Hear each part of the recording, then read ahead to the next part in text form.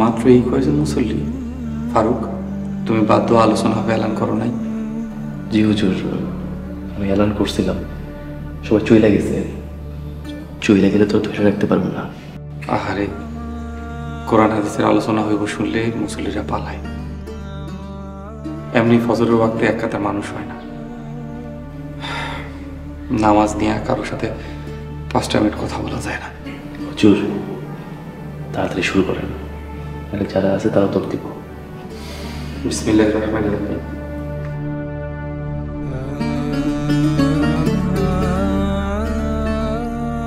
ফজরের নামাজ জামাতের সঙ্গে পড়ার ফজিলত।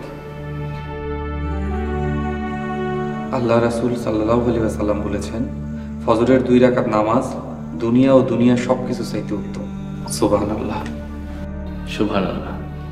মুসলিম শরীফের আরেকটি হাদিস থেকে জানা যায়, মহানবী সাল্লাল্লাহু আলাইহি ওয়াসাল্লাম বলেন, যে ব্যক্তি জামাতের সঙ্গে এশার নামাজ আদায় করল সে যেন অর্ধেক রাত পর্যন্ত নফল নামাজ আদায় করল, আর যে ব্যক্তি ফজরের নামাজ জামাতের সঙ্গে আদায় করল সে যেন সারা রাত জেগে নামাজ আদায় করল। সুবহানাল্লাহ, সুবহানাল্লাহ। তাইলে এই হাদিস থেকে আমরা কি শিখলাম? নামাজ কোনোভাবেই কাজা করা যাবে না।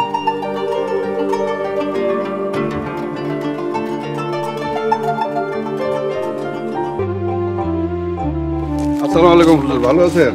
একটু জরুরি কাজ আছে, আসি। সভাপতি সাহেব, 5 মিনিট কথা বললে কাজের এমন ক্ষতি হয় না। দিন দুনিয়া নিয়ে 2টা কথা বলতাম। এই যে তোমারে হুজুর বইলা সালাম দিলাম, সম্মান দেখাইলাম, তুমি তো মিয়া মান সম্মানের কিছুই রাখলা না। আয়সা মুস্তফা, আমারে দেইখা কি তোমার বেদিন মুনাফিক এরকম কিছু মনে হয়? আস্তাগফিরুল্লাহ। না না সভাপতি সাহেব, আপনি আমার মতো একজন মুসলমান। তাইলে আমারে দেখলে তোমার ভিতরে এরকম ওয়াজ নসিহত উঠলে উঠে কেন? এটা আমার দায়িত্ব। যে কোনো মুসলমান ভাইরে দেখলে আমি ইমানের পথে দাওয়াত দিই। বিষয়টা ব্যক্তিগতভাবে নিয়েন না। হয়েছে, যা কর জলদি, আমার কাজ আছে। আপনার নাম রবিউল ইসলাম। কি সুন্দর নাম, মাশাআল্লাহ। রবিউল মানে সূর্যের আলো, ইসলামের সূর্যের আলো। এই যে ঘনবেশাল শুরু করলাম, কইলাম ওয়াজ সংক্ষিপ্ত করো, আমার কাজ আছে, কোটে যাইতে হইব, হাজিরা দিতে হইব। সভাপতি সাহেব, আপনারা কোনোদিন ফজরের ওয়াক্তে দেখি না। আপনি একজন মসজিদ কমিটির সভাপতি। মাশাআল্লাহ, কি সুন্দর দাড়ি আর সুন্দর পাঞ্জাবি পরছেন। পোশাকের মতো দিনকেও অন্তরে ধারণ করেন। নিয়মিত নামাজে আইসেন। তোমার ওয়াজ শেষ হয়েছে? ওয়াজ না জানাম, দাওয়াত। আপনি তাড়া থাকলে আপনি আইতে পারেন। সময় দেওয়ার জন্য ধন্যবাদ। তোমারও অনেক ধন্যবাদ। তোমার আব্বা আরশাদ মোল্লা আজকে ফজরের ওয়াক্তে কি মসজিদে নামাজ পড়তে আইছিল? জি না। এই যে নিজের ঘরে ঠিক নাই, উনি আইছে গ্রামের সবাই ঘর ঠিক করতে। হ্যাঁ, আগে নিজের ঘরের সেরাক জ্বালাও, তারপরে সবাই ঘরে সেরাক দিও।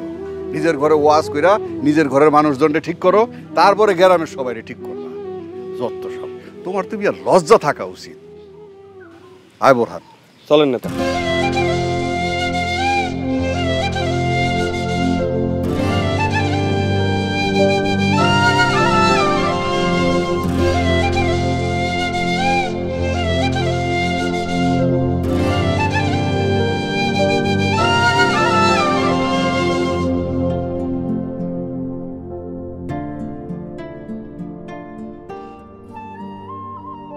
আসসালামু আলাইকুম আব্বা। ওয়ালাইকুম আসসালাম। আপনার এতক্ষণে আসার সময় হইল? হ্যাঁ, কই গো মামুনের মা, দেখো দেখো তোমার পীরপোলা আইছে, পীরপোলা। এই আজকে যে মামুন সৌদি থেকে আসবে, আপনি ভুলে গেছেন?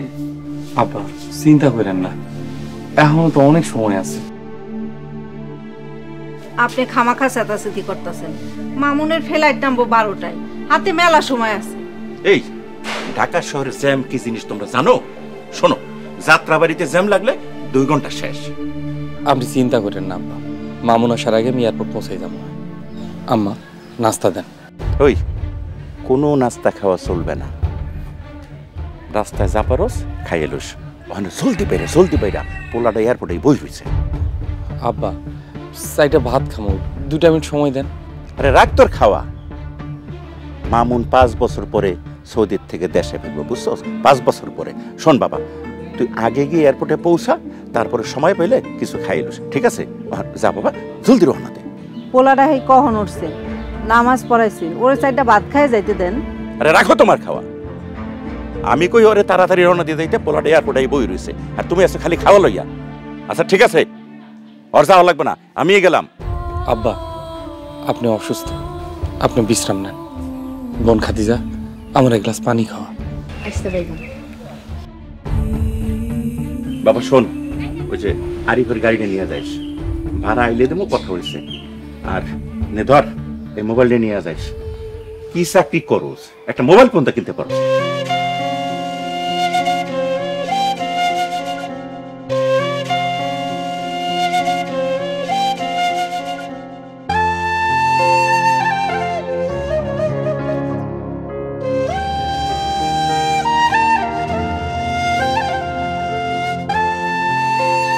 নে ধর, জলদি যা, জলদি বাবা, জলদি যা। ওয়ালাইকুম আসসালাম। কেমন বাপ আপনি? পোলাডারে 2 নালা ভাত মুখে দিতে দিলেন না? তুমি এমন ভাবে কথা কও, এত দিয়ে কেউ শোনে, কবি কি আমি ওরে ঠিক মতো খাইতে দিই না, পড়তে দিই না? এই ওর জীবনে এমন কোন সকাল আছে যে আমি একবেলা খাইতে দিনে তুমি কইতে পারবা? আর শোনো, এই মামুনের সংসারে কি না করছে, কি না করছে, এই মামুনের লাগে কেউ একবেলা না খাই কষ্ট করতে পারবে না? আপনার এই হুজুর ছেলে। আপনারে বোঝানোর সাধ্য আমার নাই। মোস্তফা যা বেতন পায় সবই তো আপনার হাতে তুলে দেয়। আপনিও তো একটা ফোন কিনে দিতে পারেন পোলারে। খালি যে টাকা টাকা করো, তোমার পোলা কয় টাকা বেতন পায় আর কয় টাকা দেয়? যে টাকা দেয় তা মাস শেষে ওর পেটেই যায়। যত সব।